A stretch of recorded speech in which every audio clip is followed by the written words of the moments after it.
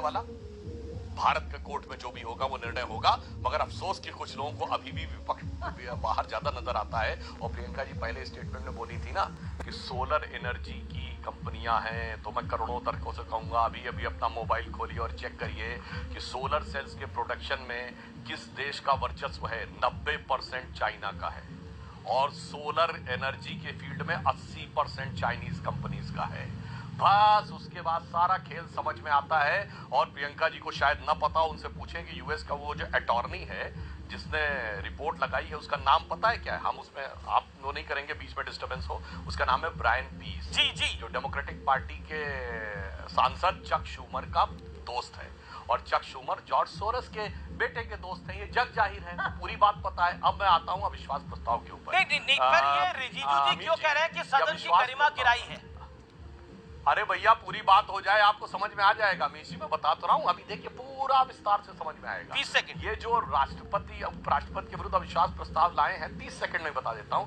ये केवल एक सिंगल थोड़ी है, तो 7-8 साल से भारत की हर व्यवस्था पर अविश्वास पैदा करने का प्रयास है। नंबर 1, राफेल को लेकर इन्होंने एयरफोर्स पे अविश्वास पैदा करने का प्रयास किया। देन इन्होंने सर्जिकल स्ट्राइक को लेकर आर्मी पे अविश्वास करने का प्रयास किया। फिर इन्होंने एचएएल के विरुद्ध अविश्वास किया कि एचएएल बर्बाद हो गया। 29,000 करोड़ का उसका प्रॉफिट है, पिछले रेवेन्यू है पिछले साल। फिर इन्होंने कहा एलआईसी बर्बाद हो गया, एलआईसी का ऑल टाइम हाई प्रॉफिट है। फिर इन्होंने कहा एसबीआई बर्बाद हो गया, एसबीआई का ऑल टाइम हाई प्रॉफिट है। फिर इन्होंने कहा सेबी खराब हो गया, सुप्रीम कोर्ट ने क्लियरेंस में पेगासस की घुसपैठ हो गई, सुप्रीम कोर्ट ने पूरी क्लीन चिट दी। फिर इन्होंने कहा इलेक्शन कमीशन गड़बड़ हो गया है। फिर इन्होंने कहा ईवीएम गड़बड़ हो गया है। अब ये जो सोरोस की सबमरीन है उसका मिसाइल अब सरफेस पे आ गया है। अब भारत के कॉन्स्टिट्यूशनल ऑफिसेस पर अटैक होने जा रहा है। तो कांग्रेस सोरोस का जो रिश्ता है मुझे समझ में नहीं आती। बार बार ये अविश्वास प्रस्ताव और सोरोस को बीजेपी लिंक कर रही है। केंद्रीय मंत्री हैं, संसदीय कार्य मंत्री किरण रिजिजू, उन्होंने बोला है देश विरोधी ताकतों के साथ क्या रिश्ता है कांग्रेस पार्टी का। खासतौर पर यह पूछा है प्रियंका चतुर्वेदी, क्या आपको लगता है ये अविश्वास प्रस्ताव जो है वो ध्यान भटकाने की कोशिश है, जैसा केंद्रीय मंत्री रिजिजू कह रहे हैं? सबसे पहले तो किरण रिजिजू जी जो हैं वो देश के इतिहास में one of the worst parliamentary affairs minister माने जाएंगे, क्योंकि उन्होंने पार्लियामेंट्री गरिमा को, पार्लियामेंट्री प्रथा को उन्होंने खत्म, ध्वस्त करने का काम किया है। क्या बात कर रहे हैं? और मैं बताती हूँ, क्योंकि फिर से सुधांशु जी अदानी के प्रवक्ता होकर ज्यादा बोल रहे थे, ना कि भारतीय जनता पार्टी या देश हित के प्रवक्ता होने के नाते। सबसे पहले उन्होंने सोलर पावर प्रोजेक्ट की बात की कि हाँ ये बात सच है कि चाइना से सबसे ज्यादा आता है, और उसका बात के विरोध हम बार बार कर रहे थे कि एक तरफ आप मेक इन इंडिया की बात करते हैं, दूसरी तरफ आप चाइना में जो हमारा ट्रेड गैप है उसको लगातार इनके ही कार्यकाल में बढ़ रहा है। दूसरी बात बताती हूँ, वो जो सोलर सेल्स अदानी समूह के भी आती है ना सोलर पावर प्रोजेक्ट्स में, वो भी चाइना से आती है, क्योंकि वीजा नॉर्म्स टफ कर दिए थे चाइनीज एक्सपर्ट्स को इंडिया में आने के लिए। वही पावर प्रोजेक्ट कंपनीज गई थी सरकार के पास कि प्लीज आप चाइनीज वीजा नॉर्म्स इजी कर दीजिए, वहाँ के जो एक्सपर्ट्स हैं वहाँ पे हमारे देश में आए, हमारे देश में काम करें। इन्हीं की सरकार ने वो वीजा नॉर्म्स ईज किए हैं, हमने नहीं किए हैं। तीसरी बहुत महत्वपूर्ण बात, ध्यान भटकाने का मुद्दा कौन कर रहा है? ये मुझसे कहते हैं अरे आप यूएस कोर्ट्स की इंडाइटमेंट देख रहे हैं। अरे यूएस कोर्ट्स छोड़िए, आप हिम्मत दिखाकर देश हित में बात करिए सुधांशु जी। भैया बात आ रही है कि अडानी ने दिया पैसा राज्य सरकार को। अब भैया ना राज्य सरकार आपकी बोल रही है ना वो बोल रहे हैं, खामखा में केंद्र सरकार बीच में आ जाए। परंतु मैं यह भी बात कहना चाहता हूं, जो आपने यह कहने का प्रयास किया है इससे यह बात बहुत साफ हो जाती है कि विपक्षी गठबंधन का, चलिए प्रियंका जी कांग्रेस के अलावा एक पार्टी बताइए जिसने अडानी पे नोटिस दिया हो। समाजवादी पार्टी ने दिया था क्या? तृणमूल कांग्रेस ने दिया था क्या? 42 267 के नोटिस आए 9 अलग अलग विषयों के लिए। सिर्फ और सिर्फ कांग्रेस ने नोटिस दिया। किसी ने संभल का मुद्दे पे दिया कि दिल्ली में लॉ एंड ऑर्डर के ऊपर बात करनी है, किसी ने कहा वायनाड पे बात करनी है। अरे प्रियंका जी इंडी गठबंधन के किसी दल ने दिया नहीं, आप खामखा में आके प्रवक्ता बन गई कांग्रेस की।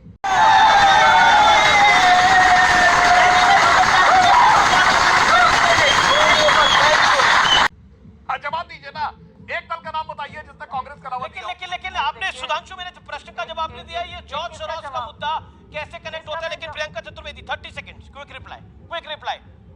मैं तो फिर भी कहूंगी सुधांशु जी, एक दलाल बनने से बेहतर है कि प्रवक्ता बने रहो जो जनहित की बात उठाते रहे। मैं ये अभी भी दोहराऊंगी, अदानी के प्रवक्ता से बेहतर होगा कि देश के प्रवक्ता बनो। मैं देश की प्रवक्ता बनकर आई हूँ, मैं उस रूप में आई हूँ।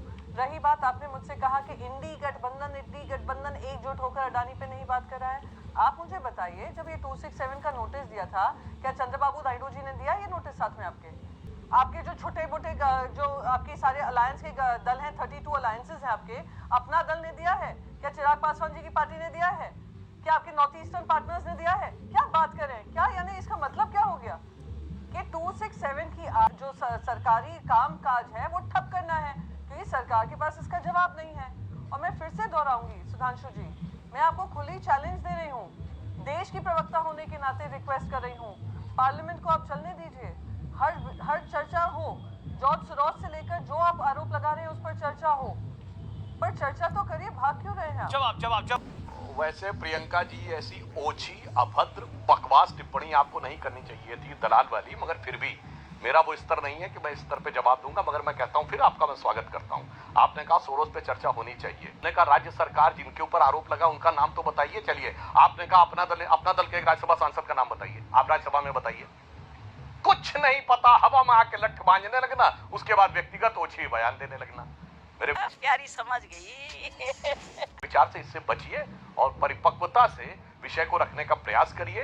जो तथ्य है, तथ्यों पे जवाब दीजिए। लाखों करोड़ों दर्शक जो देख रहे होते हैं वो अपने आप इस बात को जज कर लेते हैं कि कौन व्यक्ति तथ्यों पे बोल रहा है और कौन अनर्गल अभद्र भाषा का प्रयोग कर रहा है। प्रियंका जी, अच्छा, बात हुई ओछेपन की। ओछापन तो आपने शुरू किया था, आपने कहा मैं कांग्रेस की प्रवक्ता बनकर बैठी हूँ, तो मैंने भी हकीकत दिखाने का आईना दिखाया है। सुधांशु जी, आप हर चीज इतना पर्सनली क्यों ले जाते हैं, मुझे समझ में नहीं आया।